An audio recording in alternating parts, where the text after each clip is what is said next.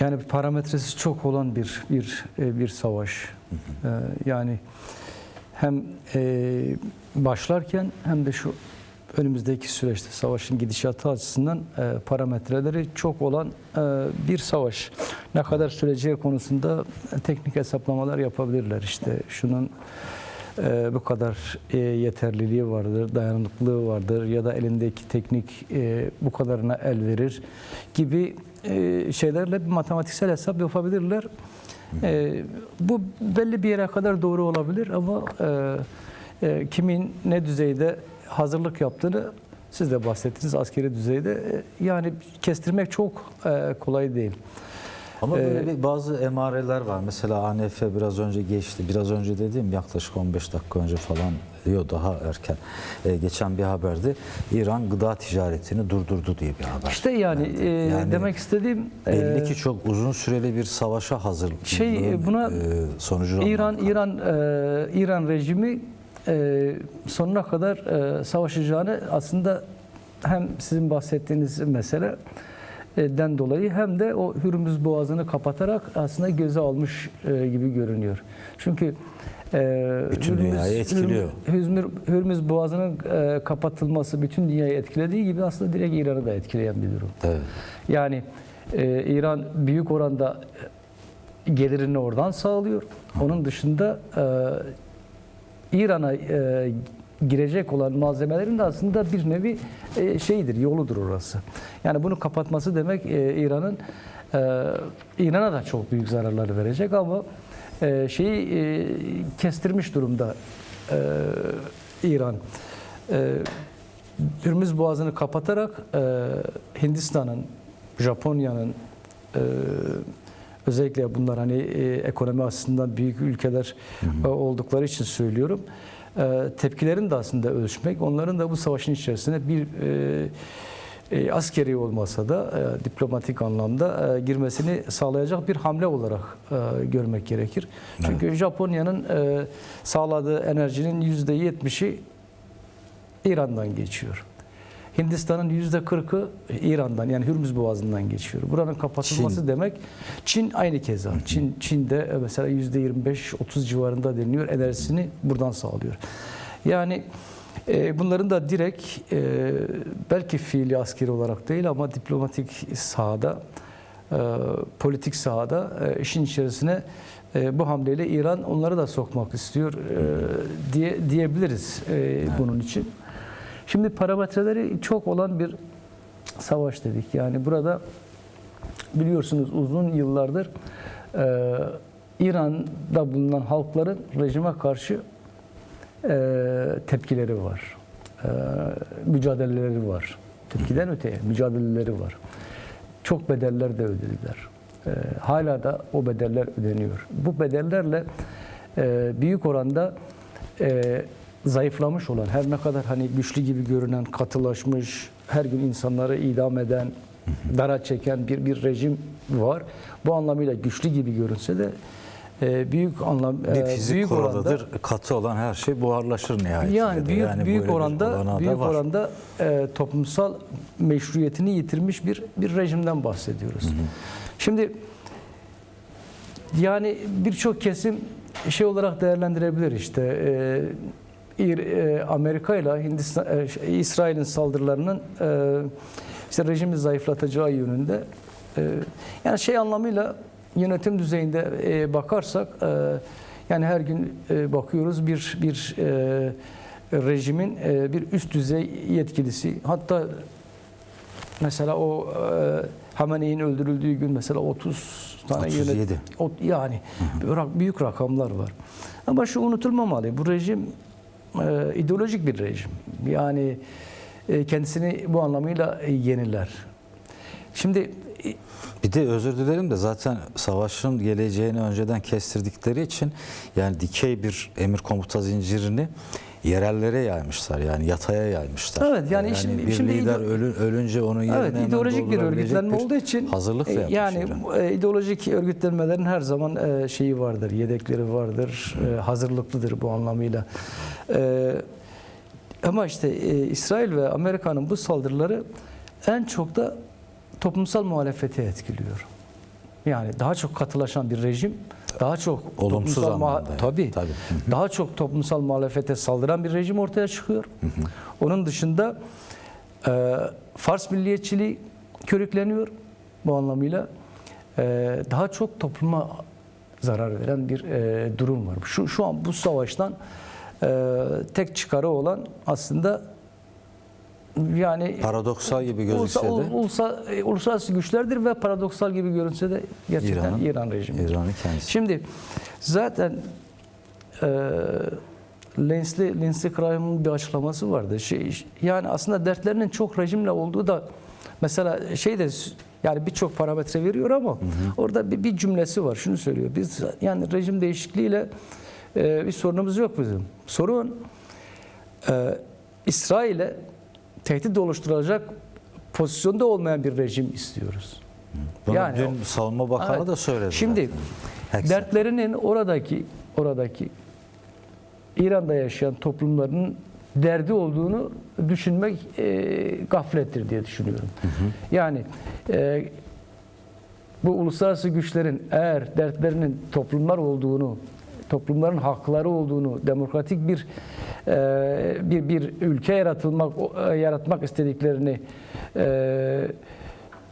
kabul etmek dediğim gibi gaflet olur. Eğer onu yapmış olsalardı mesela Afganistan'da yaparlardı. Onu yapmış olsalardı Suriye'de yaparlardı. Afganistan'da yani Taliban gibi bir rejime devrettiler orayı. Taliban'la savaş gerekçesiyle savaş başlatıp yani Taliban Evet. Ve Taliban'a devrettiler. ve Taliban'a devretti. Suriye'de gördüğünüz gibi yani DAEŞ'ten devşirme, El-Kaide'den devşirme birini Suriye'nin başına koydular. Yani İran'a gerçekleştirilen bu İsrail ve Amerika'nın saldırıları başlattığı savaş çok da İran'da gelişebilecek bir devrime hizmet eden bir pozisyonda değil. Tam tersine devrimi sabote eden bir pozisyonda. Aynı şekilde mesela hazırlanan bir şey var. Şah'ın oğlu var mesela. Şah'ın oğluyla yani bu toplum bunları yaşadı. Şimdi Şah'ın oğluyla yapmak istedikleri ne olabilir? Aslında bu güçler İsrail ve Amerika gibi güçler her hesabı yapıyorlar. Yani yani her şeyi değerlendiriyorlar. Yani şimdi Kürtleri de değerlendirmek isteyecekler. Mesela orada. Beluşları da değerlendirmek isteyecekler. Orada bunlar... Yani zarf atacaklar anlamında söylüyorsun değerlendirmek. Hayır, değerlendirmek isteyecekler kendilerine. Yani kendileri için savaştırmak isteyecekler. Bunu açık konuşabiliriz. Evet. Şimdi yani Kürtler buna gelir mi gelmez mi? Beluşlar buna gelir mi gelmez mi? Oradaki Azeriler buna gelir mi gelmez mi? O ayrı bir mesele. Ama şimdi oraya da geleceğiz. Mesela Kürtlerin beyanı var. Bunu birazdan işleyeceğiz de. Bunları kullanmak istediği gibi her parametreyi kendi çıkarına kullanmak istediği gibi Şah'ı da devreye koyacak. Yani bir yönden Kürtlere selam çakacak, bir yandan Şah'ın oğluna selam çakacak, bir yandan Belucilere, bir yandan Azerilere, bir yandan Farslara, hem Arap milliyetçiliğini, Fars milliyetçiliğini geliştirmek isteyecek orada. Hem aynı zamanda Kürtlere diyecek, bak kalkın bu bir fırsattır, savaşın.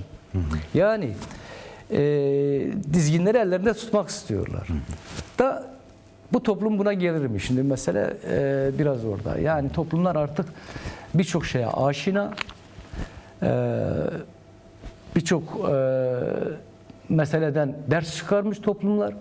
Bu anlamıyla Afganistan'ı gören, Suriye'yi gören, onun dışında İsrail nasıl bir güçtür? İsrail ayakta kalmak için yani ilk bir varlık İsrail kendini ilan ettiğinden bu yana belli bir süre mesela varlık meselesi yaşadı. Yani orada tutunma meselesi yaşadı.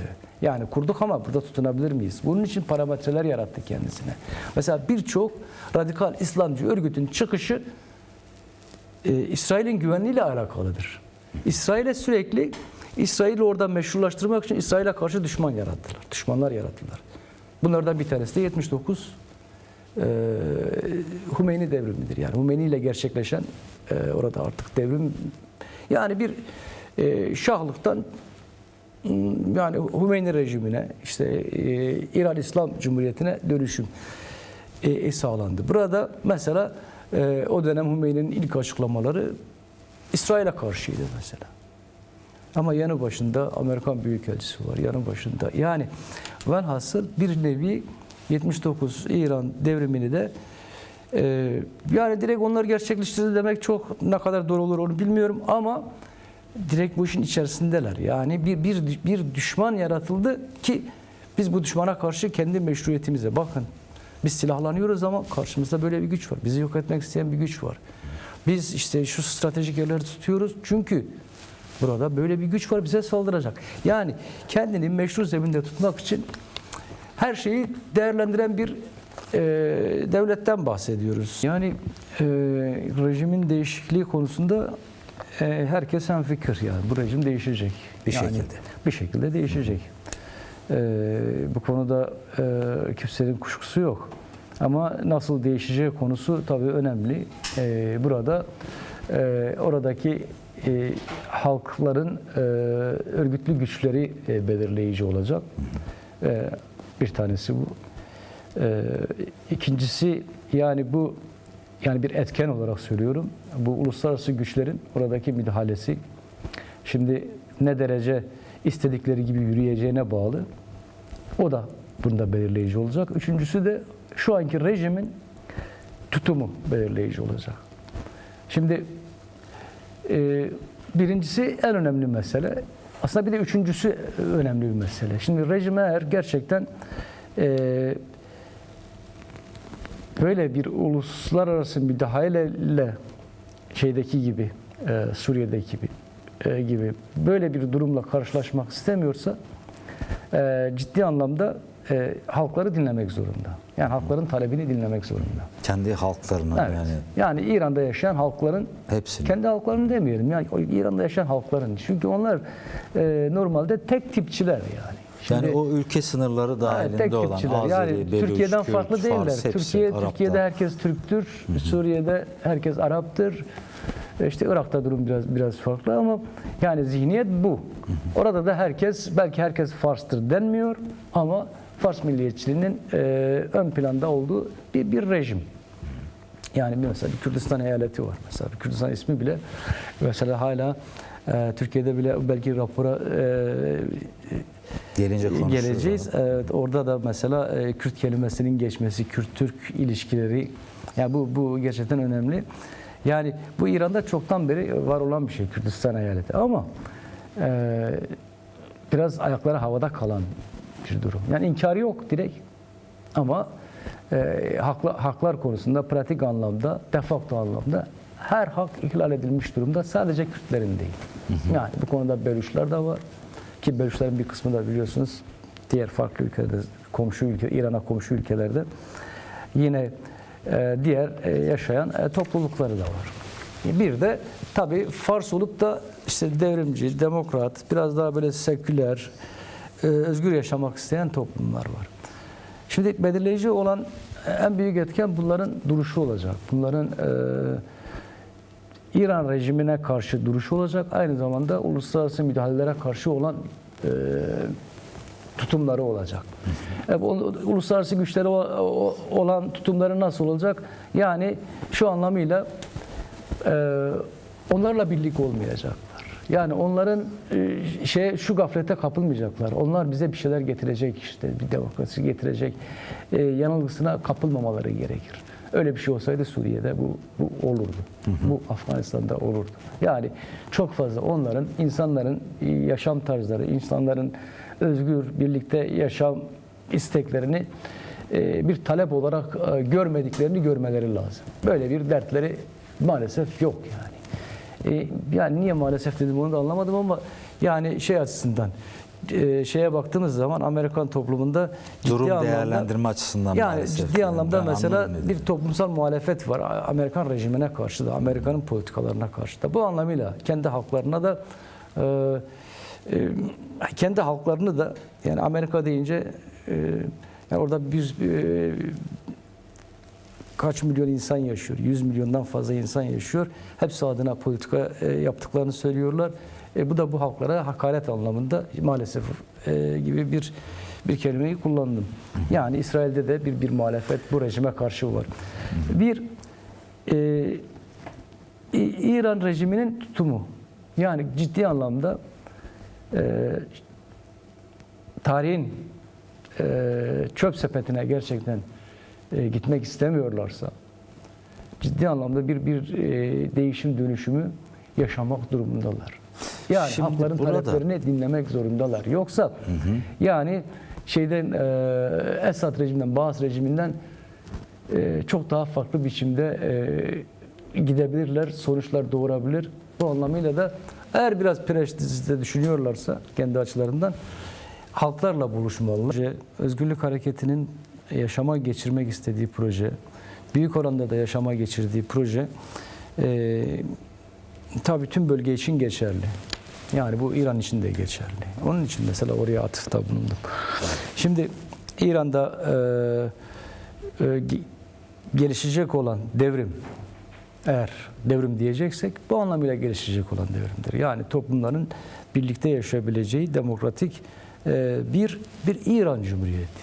Yani böyle ne bir etnik ne mezhepsel bir devletten ziyade böyle demokratik bir toplumların birlikte yaşayabileceği ve insanların doğuştan hakları olan, toplumların tarihten bu yana hakları olan, haklarına sahip olması demektir. Yani böyle bir yönetim gerçeğinden bahsediyoruz. Böyle bir yönetimin oluşturulmasından bahsediyoruz. Bu da nedir?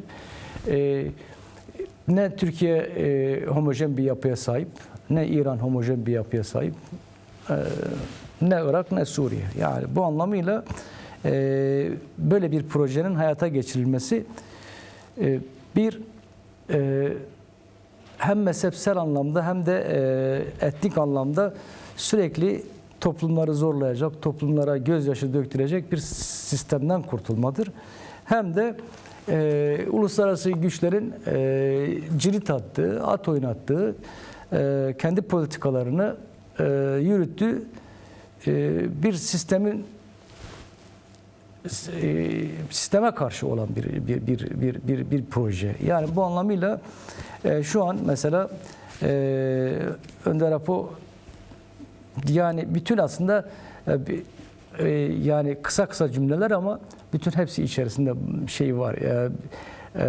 Demek istedikleri her bir cümlenin bir başlık olarak değerlendirebiliriz. Mesela bu raporun çok da yeterli bir rapor olmadığını söylüyor mesela. Ama önemli bir başlangıç. Evet. Ama şunu da söylüyor. Yani bu bir sonuç değil. Yani sonuç sonrasındaki yürütülen mücadelelerle gerçekleşecek. Yani bu anlamıyla sadece olumlu sonuçlara evrilecek bir sürecin başlangıcı. Bir kapı aralama. Bu anlamıyla önderlik mesela ben öyle yorumluyorum en azından.